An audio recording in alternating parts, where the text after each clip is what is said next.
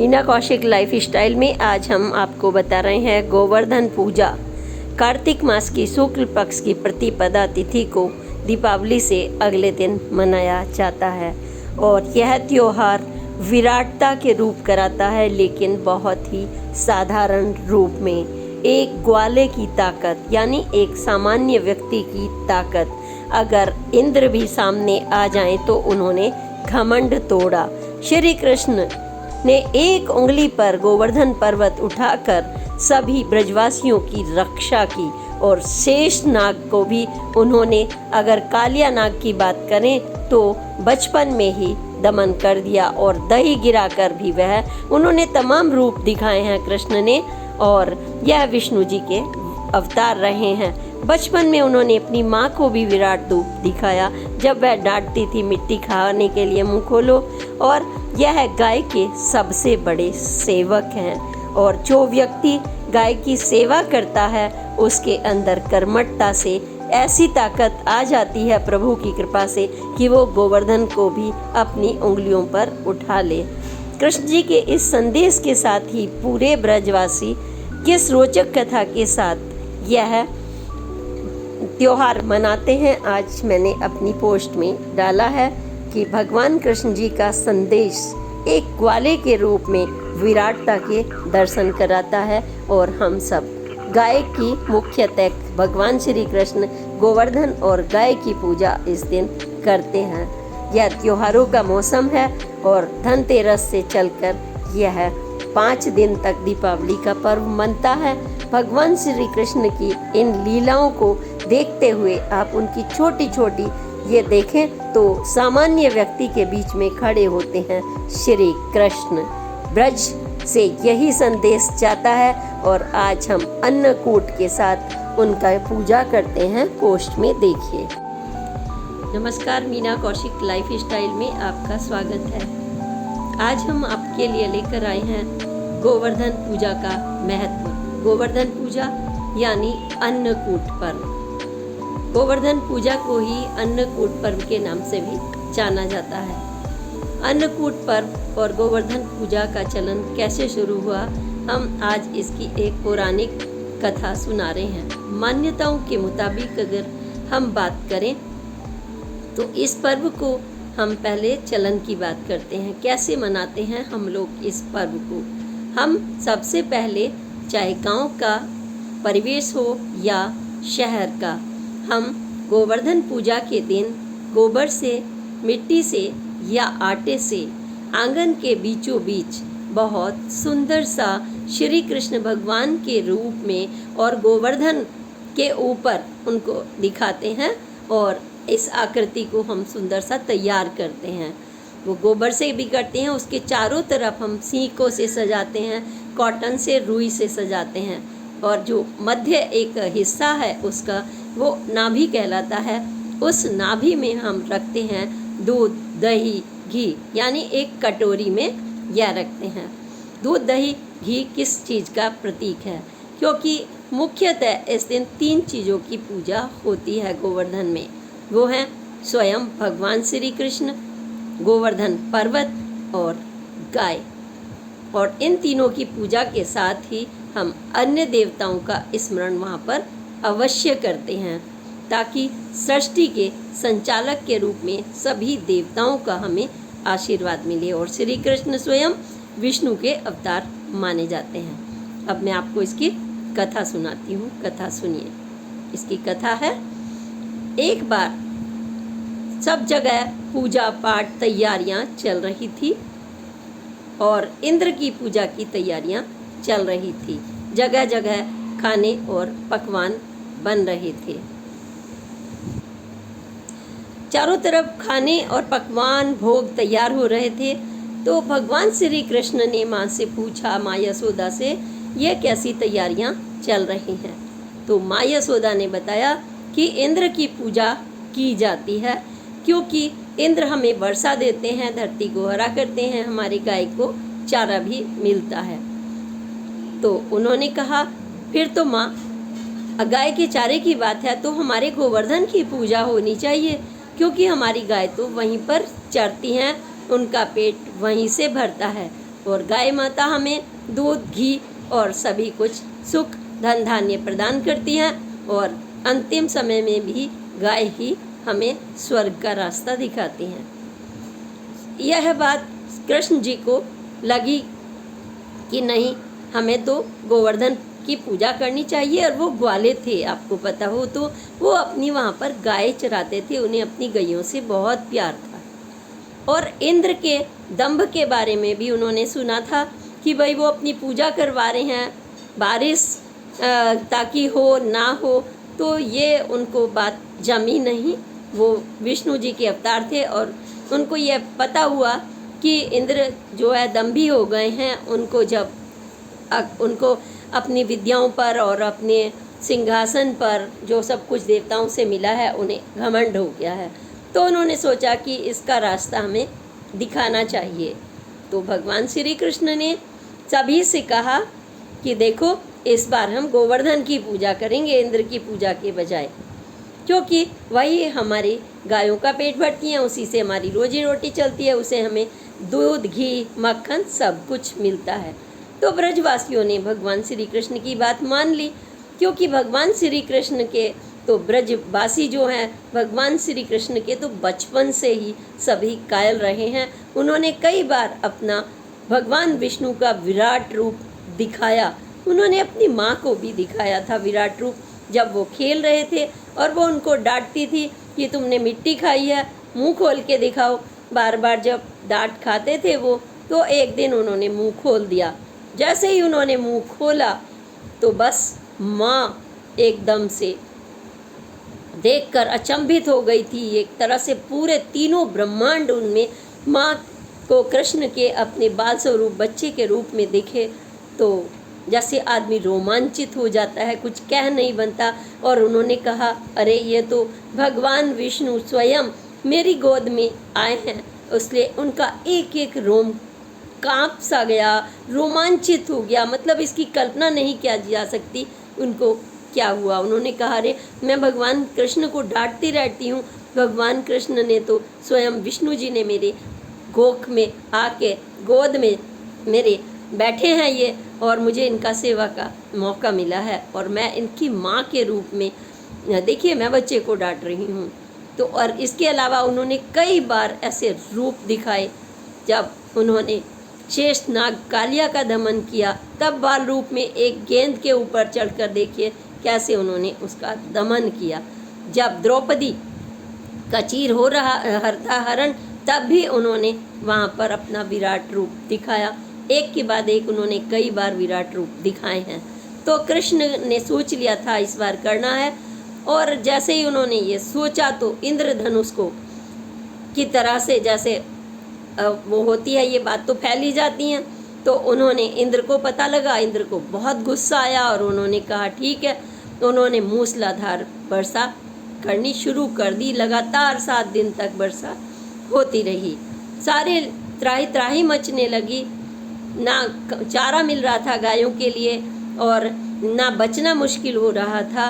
और ऐसे में क्या करें, तब वो श्री कृष्ण जी के पास आए और उन्होंने अपनी नाराज़गी भी दिखाई कि देखो, आपने इंद्र की पूजा के लिए मना किया था कि गोवर्धन की, इसीलिए वह गुस्से में कुपित हो गए हैं और उन्होंने त्राही मचाना शुरू कर दिया है और जनजीवन अस्त व्यस्त हो गया है। तो भगवान श्री कृष्ण ने उनसे मुस्कुराते हुए कहा, कोई बात नहीं, आप परेशान ना हो और मैं वहाँ पर रहूँगा।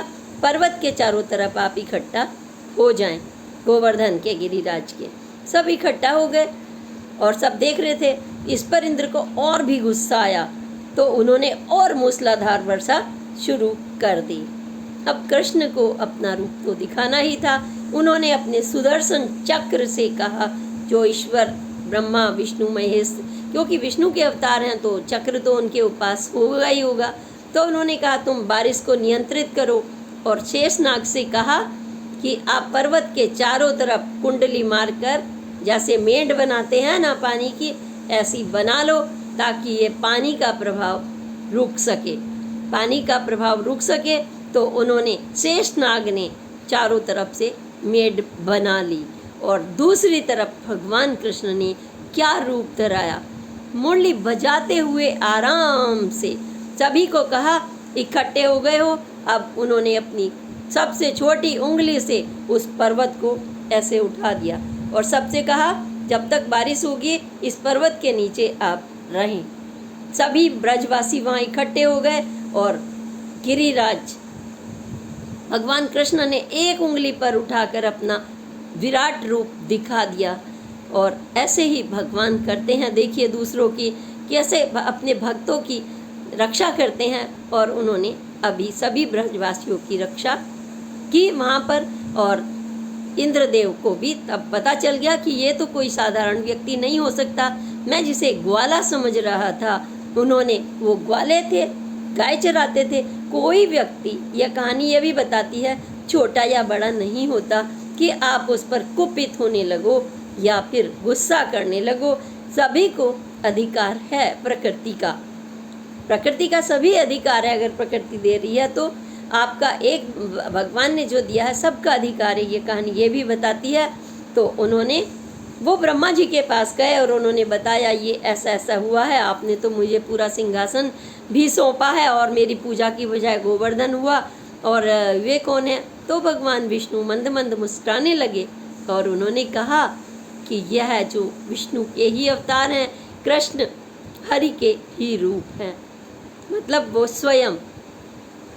उन्होंने घमंड को चूर करने का देरी नहीं लगाई और उन्होंने हाथ जोड़ लिए भगवान विष्णु जी के सामने और काफ़ी लज्जित हुए और उन्होंने श्री कृष्ण की और भगवान विष्णु जी की जय जयकार करनी शुरू कर दी। और उन्होंने स्वयं भी गोवर्धन पूजा करके भोग लगाया और श्री कृष्ण जी की भी जय जयकार की। और तभी से, उस ही दिन से ब्रजवासियों को भी पता चला कि भगवान श्री कृष्ण हमारे कर्म को और सभी को समान समझने वाले ऐसे हैं साक्षात देवता जो हमारे बीच में रहते हैं और गायों की सेवा को प्रथम कर्तव्य समझते हैं। गायों को चुगाना, गायों को अपने हाथ से नहलाना, गायों को अपने हाथ से एक एक रोटी देना और वो अन्न, 5 तरह के अन्न उनको अर्पित करना, इससे भवसागर से व्यक्ति पार हो जाता है।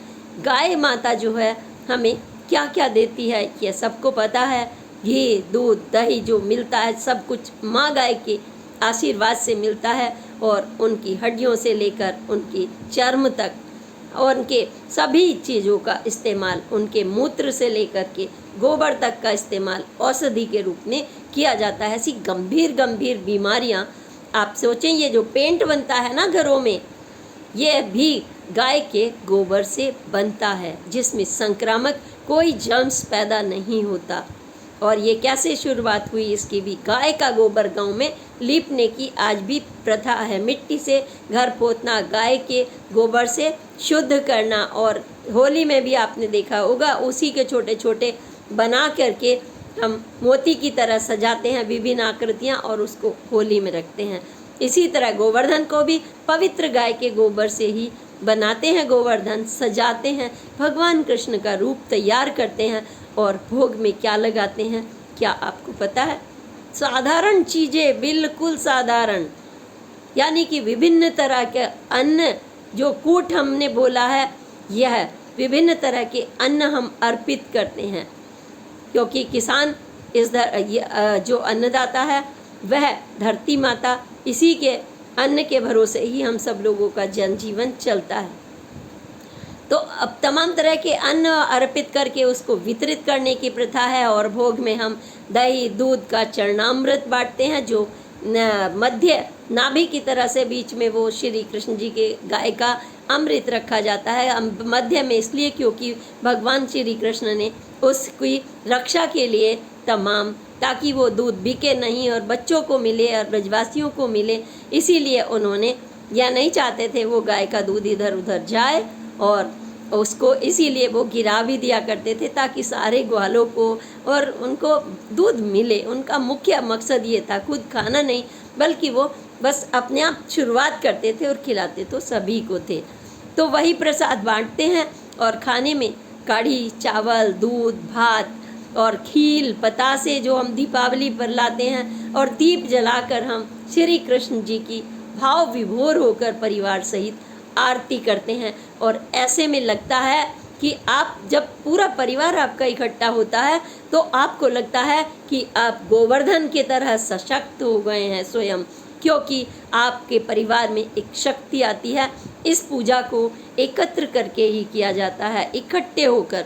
जितना बड़ा कुनबा होता है सब एक ही जगह इकट्ठा होते हैं। और शहरों में तो आजकल जगह जगह पार्कों में या पंडालों में तमाम जगह सामूहिक रूप से भी यह गोवर्धन पूजा का आयोजन होने लगा है, क्योंकि वो गांव की तरह से वहाँ गांव में नहीं चौपाल मिल पाती, तो यहाँ पर भी होने लगा है। और अन्नकूट बनाते हैं, तरह तरह का भोग लगाते हैं। इसी के साथ भी हम बोलते हैं, हम श्री कृष्ण और राधा जी की जय बोलते हैं और बोलते हैं जय श्री कृष्णा, जय श्री राधे राधे।